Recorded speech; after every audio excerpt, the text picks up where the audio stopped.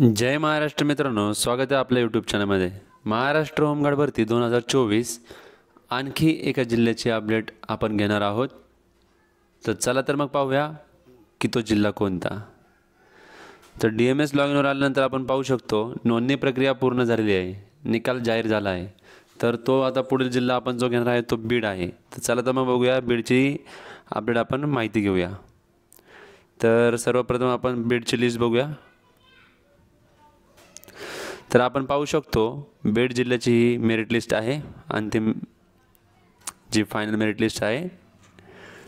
तर सर्वप्रथम इथे महिला दिलेल्या आहेत, तर आपण पाहू शकतो ज्यांचं सिलेक्शन झालेले अशा महिला उमेदवारांची नावं आहेत। तर बघा, सर्वप्रथम पथक आहे आष्टीमध्ये आष्टी पथकात 6 महिला उमेदवारांचं सिलेक्शन झालेलं आहे। त्याच्यामध्ये हायेस्ट मार्क्स आहेत 32 आणि लोएस्ट मार्क्स आहेत 18। तर हे होतं आष्टीचं महिला उमेदवारांचं मेरिट। त्यानंतरनं पुढचं पथक आहे गोराई। तर आपण पाहू शकतो गोराईमध्ये 5 महिला उमेदवारांचं सिलेक्शन झालेलं आहे। त्याच्यामध्ये हायेस्ट मार्क्स आहेत 26 आणि लोएस्ट मार्क्स आहेत 24। तर पथक होतं गोराई। आता पुढचं पथक आहे बघा, आपण पाहू शकतो जे गोराईच आहे, पण त्यामधलं वेटिंग लिस्टवर ज्या नाव आहेत महिलांची ते दिलेले आहेत। तर आपण पाहू शकतो इथं वेटिंग लिस्टवर जे आहेत त्यांना 24 मार्क्स हायेस्ट आहेत आणि लोएस्ट आहेत 14 मार्क्स। त्यानंतरचं पुढचं पथक आहे माजलगाव। तर आपण पाहू शकतो माजलगावच्या महिलांची मेरिट लिस्ट लागलेली आहे, हायेस्ट आहे 32 आणि लोएस्ट आहे 28।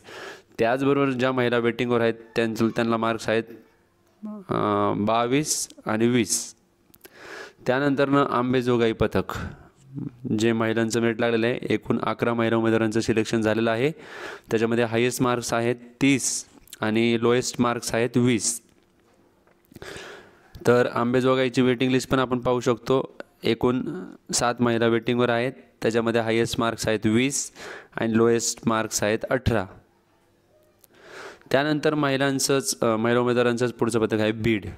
तर बीडमध्ये एकूण 15 महिला उमेदवारांना संधी मिळाली आहे, त्यांचं सिलेक्शन झालेलं आहे। तर त्यांच्यामध्ये हायेस्ट मार्क्स आहेत 30 आणि लोएस्ट मार्क्स आहेत 22। त्याचबरोबर जी वेटिंग लिस्ट लागली ते आपण पाहू शकतो, एकूण 16 महिला उमेदवारांची वेटिंग लिस्ट आहे। त्याच्यामध्ये हायेस्ट मार्क्स आहेत 22 आणि लोएस्ट मार्क्स आहेत 14।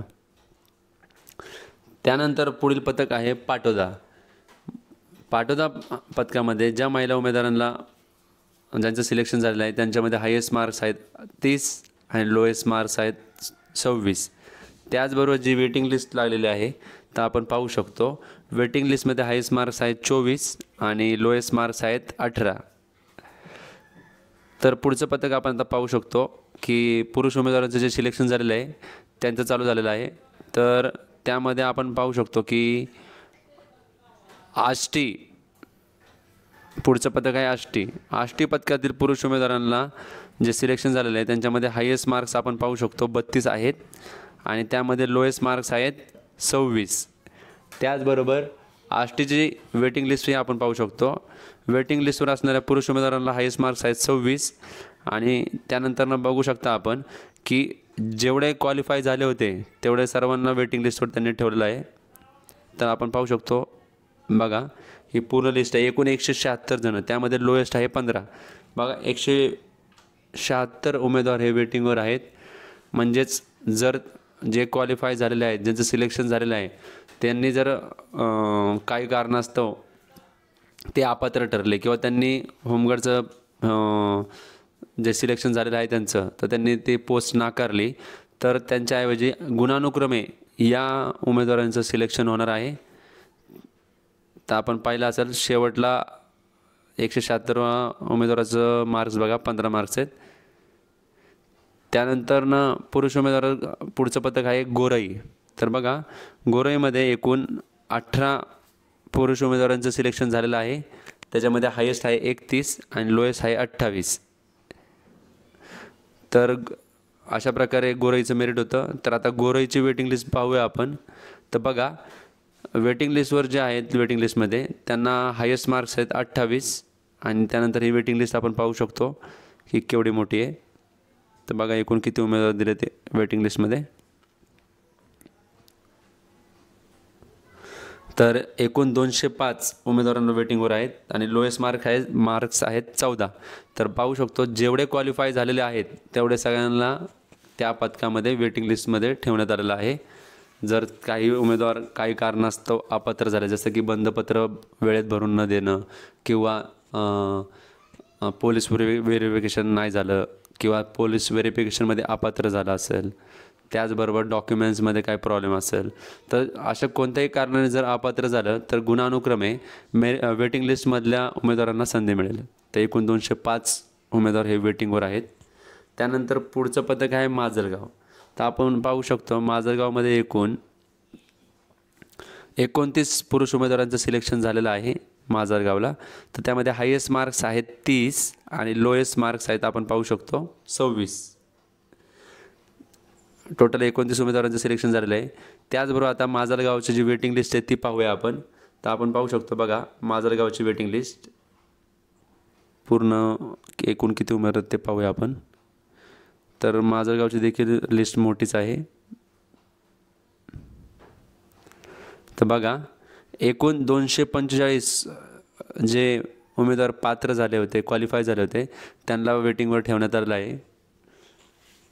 29 जणांचं सिलेक्शन झालेलं आहे आणि मग 245 जण हे वेटिंगवर आहेत. त्यामध्ये सगळ्यात लोएस्ट मार्क्स आहेत 16. त्यानंतर पुढचं पदक आहे आंबेजोगाई.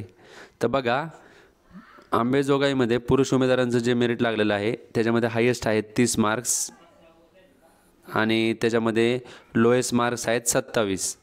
तर त्याचबरोबर एकूण 34 जणांचं सिलेक्शन झालेलं आहे. त्याचबरोबर आंबेजोगाईची जी वेटिंग लिस्ट आहे ती आपण पाहू शकतो. त्याच्यामध्ये हायेस्ट मार्क्स आहेत 26. आता ही वेटिंग लिस्ट पाहूया आपण. टोटल किती उमेदवार त्यामध्ये पात्र ठरले आहेत ते पाहूया. तर बघू शकतो आपण टोटल 260 जणांची वेटिंग लिस्ट लागलेली आहे. तर त्यानंतर त्याच्यामध्ये आणि सर्वात शेवटी सर्वात कमी मार्क्स असणारा उमेदवार आहे 15 मार्क्सवर. त्यानंतर पुढचं पदक पाहू शकतो आपण की बीड. तर बीडमध्ये जे उमेदवार पात्र झालेले आहेत किंवा ज्यांचं सिलेक्शन झालेलं आहे ते पाहूया आपण. त्यामध्ये हायेस्ट मार्क्स आहेत 30 आणि ही लिस्ट एकूण किती उमेदवारांची आहे ते पाहूया. एकूण 68 पुरुष उमेदवारांचं सिलेक्शन झालेलं आहे. त्यामध्ये लोएस्ट मार्क्स आहेत 27. तर आता बीडची वेटिंग लिस्ट आपण पाहू शकतो. ही बीडची वेटिंग लिस्ट आहे.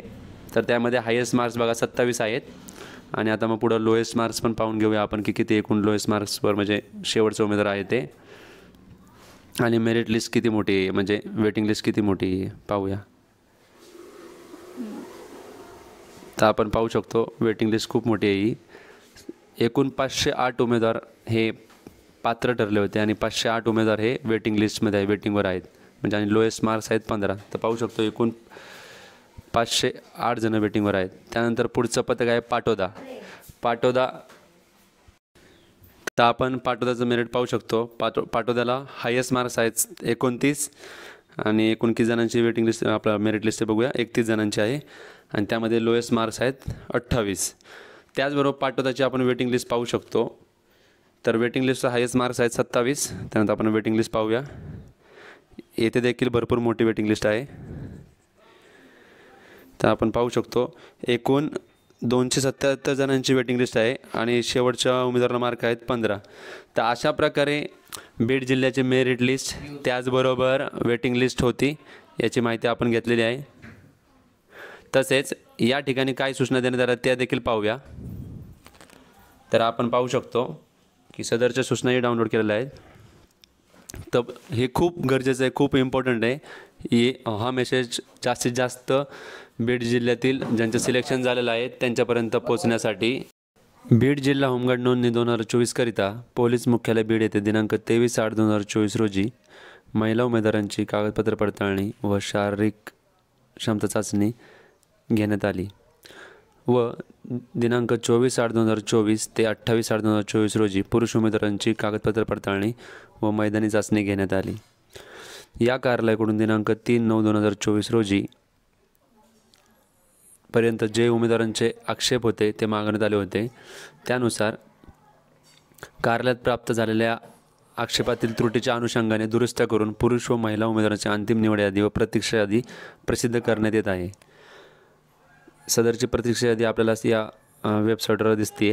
त्याचबरोबर बीड जिल्ह्याच्या अंतर्गत जे पथक आहेत त्या पथकांमध्ये ज्या उमेदवारांचं सिलेक्शन झालेलं आहे त्यांच्यासाठी जे बंद पत्रक आहे किंवा हमीपत्रक आहे ते भरण्यासाठी ठराविक दिनांक देण्यात आलेले आहेत. तर सर्वप्रथम आपल्याला पाहायला मिळतं की बीड पथकासाठी दिनांक 5/9/2024 ते 10/9/2024पर्यंत वेळ आहे. म्हणजेच उद्या लास्ट डेट आहे हमीपत्र बंदपत्र भरण्याचं देण्याचं.